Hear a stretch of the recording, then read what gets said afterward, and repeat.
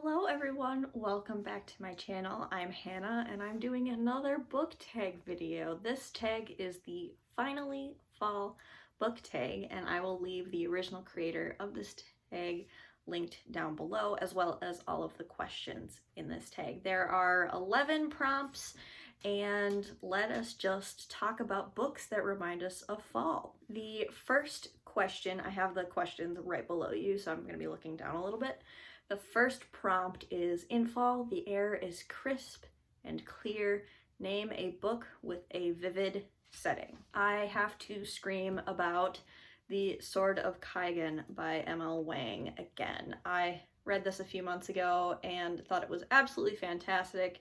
And this is about a family of magic users who can control water, and a enemy force is approaching their peninsula and they have to defend their land from the invaders.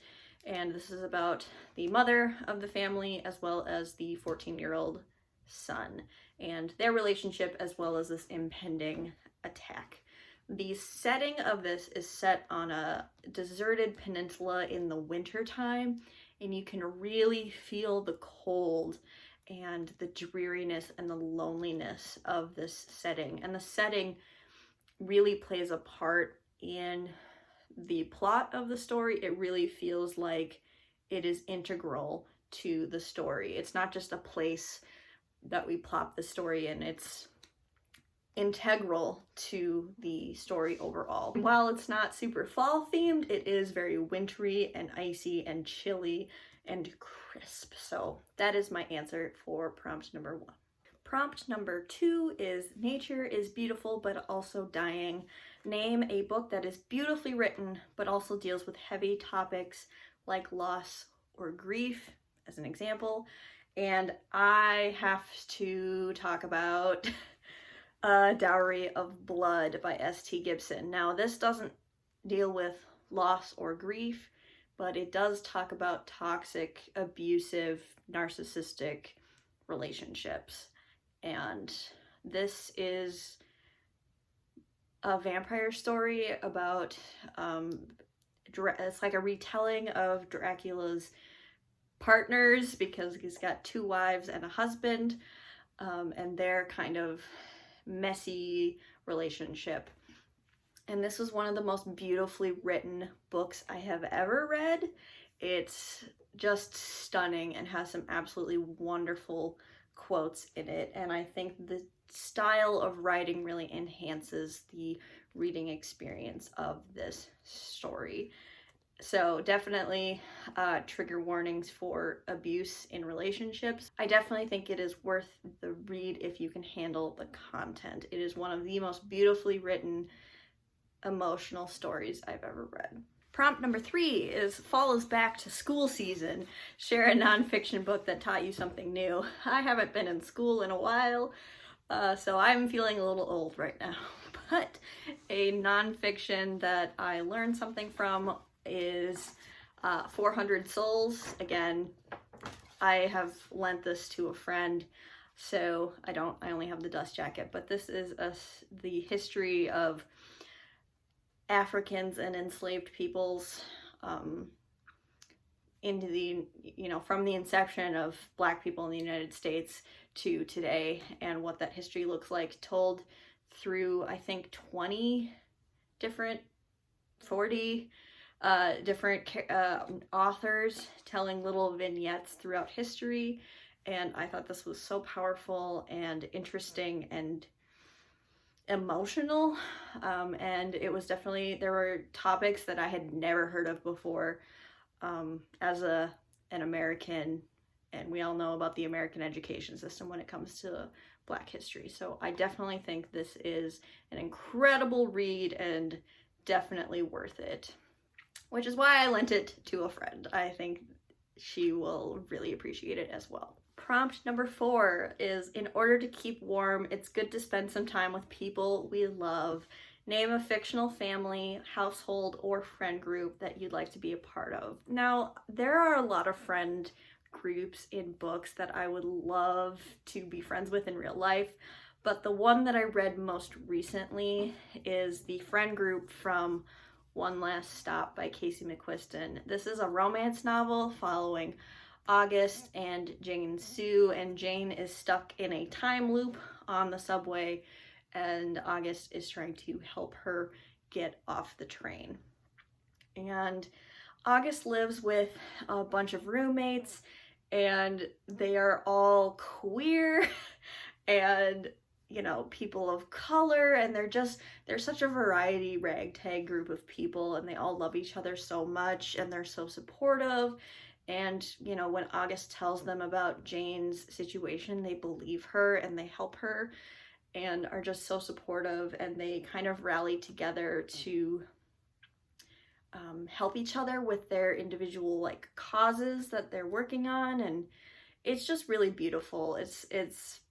I would love to have this type of friend group in real life. I think they would be a lot of fun, as well as just some of the most loving and accepting and supportive friends you could ask for. So definitely the friend group from One Last Stop. But there are many, many friend groups in books that I would love to be a part of. Oh gosh, I have to disassemble my whole bookshelf for this prompt as the colorful leaves are piling up on the ground. Show us a pile of fall colored spines. It's gonna be so annoying having to put all these back, but I did pick out a little bit of a stack for my shelves of red, orange, and a yellow book. So here they are. Oh, isn't that pretty? A lot of sci-fi is orange, or at least the sci-fi I own is orange. So I'll just run through the books really quick. We have Take a Hint, Danny Brown by Talia Hibbert, The Faded Sky by Mary Robinette Kowal, Octavia E. Butler's Dawn, History of What Comes Next by Sylvan Neuvel, The Martian by Andy Weir, Vicious by V.E. Schwab, and Night Film by Marisha Pessl. And this is a super heavy pile of books because of this book. Honestly, this hardcover is dense. So I'm going to put this stack down now. Number 6 is Fall's the Perfect Time for Some Storytelling by The Fireside. Share a book wherein someone is telling a story. I am going to go with the Broken Earth trilogy, and starting with The Fifth Season by N.K. Jemisin. Now, this first novel is told in 3 points of view, and one of those points of view is written in third person. So the reader, as the reader, you are addressed. So you are doing these things. And by the end of the book series, obviously not spoiling it, you figure out that someone is actually telling this story to someone, and it's incredibly powerful, and I absolutely adored the ending and figuring out who the narrator was and who the listener of this tale is. So not going to tell you anything else, but this is kind of a post-apocalyptic sci-fi fantasy novel about the end of the world and these characters with magical abilities who can control like the earth magic. And this follows our 3 characters as they are training to be magic users, and the U chapters are about a mother seeking revenge against her husband who murdered their child. So trigger warnings for parents for this one. The opening scene is really hard to read, and I'm not even a parent, but I definitely think this is worth it, again, if you can handle the subject matter. Number 7 is The Nights Are Getting Darker. Share a dark, creepy read. And I still think about this book, even though it's been a few years since I read it, but that is Night Film by Marisha Pessl. This is a story about a detective who is investigating a possible murder. A young woman who is the daughter of a famous film director has committed suicide, and the main character detective is trying to figure out if it was actually murder, and it was related to her father's films, and they kind of have a cult following, and so he's trying to dig into the fandom essentially and figure out you know, what happened to the daughter, what happened to the father, because he disappeared, and if someone in the fan base did something. This is told in a multimedia format, so, you know, there's web pages and letters and all sorts of interesting, you know, pictures and stuff like that. And this is really atmospheric, and the filmmaker creates like niche horror films, and that's kind of how this book felt. It felt just like the anticipatory feeling of the horror movies described, and like it's a kind of a, well, is it supernatural? Is it not supernatural? Was it a murder? Isn't it a murder? And so you've kind of had this feeling of anxiety the whole time. But I just thought this was incredible, and I still think about it like 4 years after the fact. I think this is a really great fall, spooky, atmospheric read, and just like, look at the cover. It's so shiny. Number 8 is The Days Are Getting Colder. Name a short, heartwarming read that could warm up someone's cold and rainy day. I also lent this book to a friend, but that is Upright Women Wanted by Sarah Gailey. This is a queer, dystopian, post-apocalyptic story about these librarians who travel in horse-drawn wagons distributing reading material that the government has approved, but they're actually smuggling like contraband material and like secret things that the government doesn't want people to know. And it's a really cute story. There's a really cute romance at the heart of this that I really enjoyed, which is very queer. I believe it's between a woman and I think they're trans, but I think they use they, them pronouns, this person. So it's definitely queer. It's very sweet, and it has like a happy ending. I feel like I have to say that, but I liked the plot. I liked the world building of this book, as well as the very sweet romance in it as well. And who doesn't love badass librarians? I know I do. Number 9, fall returns every year. Name an old favorite that you'd like to return to soon. I constantly reread on this channel. I just reread all my favorites all the time, specifically on audiobook as I'm falling asleep. However, there is one book that I have not read in quite a while that I don't think there is an audiobook for, or I can't find one for it, and so I haven't read it in a year or two, and that is Firebringer by David Clement Davies. This is a very classic fantasy story where there's a chosen one and a prophecy that they have to fulfill, and there's an evil lord and that kind of thing, but all the characters are deer.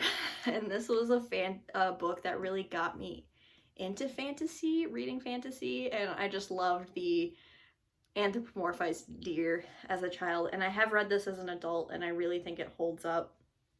So I hope by the end of the year I do make time to reread this old favorite. It's also like a lot of it is set in the winter time, so I feel like it would be a really cozy read. Because the deer are traveling on a journey in the snow, and it's just a good time, and I really enjoy it. I wish I could find an audiobook of this, because I truly do love it. Number 10, and the last question really, is fall's the perfect time for cozy reading nights. Share your favorite cozy reading accessories. I have a few accessories. The first I want to talk about, I've talked about on this channel, is my book hook.